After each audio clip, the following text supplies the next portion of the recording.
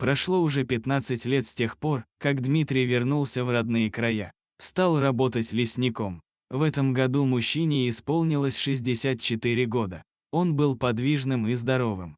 Сказалась жизнь на свежем воздухе. Жил он в отчим доме, который достался ему от матушки. Дом был добротным и крепким. Когда-то Дмитрий помогал его построить, рядом со старой и уже развалившейся избушкой от времени. Дал денег, нанял строительную бригаду и сам контролировал весь процесс строительства, как раз он тогда был в отпуске. Зарплата по тем временам у Дмитрия была очень приличной. Он был военным. Ему очень хотелось, чтобы матушка пожила подольше в хорошем доме, с удобствами и в комфорте, но видно было не суждено. И 2 лет она не прожила на новом месте. Поэтому, когда Дмитрий оставил службу и ушел на пенсию, переехал жить в деревню. Одно было плохо, совсем у него не осталось родных людей на белом свете. Пришлось ему доживать свой век самостоятельно. Жена давно от него сбежала, не нравилось супруге ждать мужа по полгода на берегу. Суровый, заполярный край она так и не смогла полюбить. Однажды не выдержала и укатила к родителям в южные края. Даже маленькой записки не оставила мужчине на прощание. Дмитрий, узнав об этом, погоревал, а потом опять ушел в плаванье. Развелись они заочно, не было у них ни общего имущества, ни детей. Дмитрий Петрович полностью, без остатка, посвятил свою дальнейшую жизнь служению Родине. Став пенсионером, он понял, что тянет его в родные места, в Сибирь-матушку, в бескрайнюю тайгу. И решил уехать он туда, в тот самый дом, что когда-то построил для своей матери, но на самом деле, как оказалось, что для себя.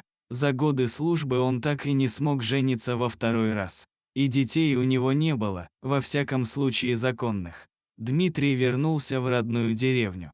Сидеть без дела он никак не мог. Родительский дом мужчина быстро привел в порядок. А тут как раз и работенка подвернулась. Прежний лесничий умер, и ему предложили занять его место. Он приступил к работе с большим старанием, подкрепленным морской закалкой. Жители деревни быстро привыкли к новому соседу. Называли его по-простому Николаевич. Здоровье ему позволяло проходить за день большие расстояния, плюс он с детства был обучен, как правильно себя вести в тайге. Стрелял метко, да и вообще мало чего боялся в этой жизни. Был принципиальным и честным человеком. Несмотря на возраст, Дмитрий Николаевич нес свою службу по охране леса исправно. Браконьеры его боялись. Многих ловил с незаконной добычей. Кого-то штрафовал, а кого-то даже и посадил. Такой человек и нужен был на этой должности. Единственным и самым преданным другом лесника стал волк по кличке Моряк. Мужчина как-то раз нашел в тайге волчонка с покалеченной лапой. Долго Дмитрий его выхаживал. В глазах животного читалась тоска и бесконечная благодарность. Жалился над ним старый капитан и оставил себе. Теперь волк нес службу по охране тайги вместе с мужчиной. Эх, не случилось мне в этой жизни стать отцом, об этом больше всего жалел пожилой мужчина. Зато на старости лет обзавелся самым надежным и преданным другом. Да и вообще он относился к волку, как к родному. Каждый день Дмитрий осматривал веренные ему в подчинение квадраты. В один из таких дней лесник снова совершал обход.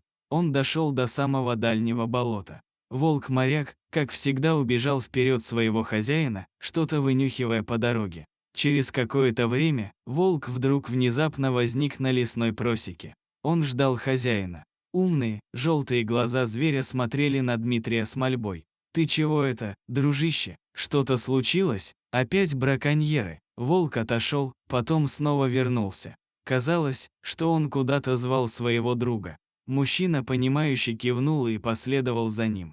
Зверь вывел его на поляну. Лесник увидел стоящий подаль внедорожник. За небольшой полянкой начиналось болото. Дмитрий снял с плеча ружье и осторожно стал приближаться к чужой машине. Только вместо ущерба лесному хозяйству он увидел события, которые еще очень долго стояли у него перед глазами. 2 подлеца вытащили из машины беременную женщину, которая просила ее пощадить и не оставлять здесь. Она молила их, стоя на коленях, надеясь на снисхождение своих обидчиков. Женщина клялась, что ничего не знает ни про деньги, ни про какого-то Сашу. Еще говорила, что будет молчать и никому ничего не скажет, если они оставят их с ребенком в живых. Но негодяй велел ей закрыть рот.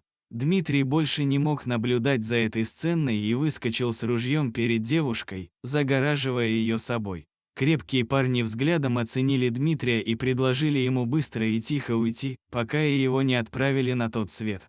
Они быстро решат свои дела и тоже уедут.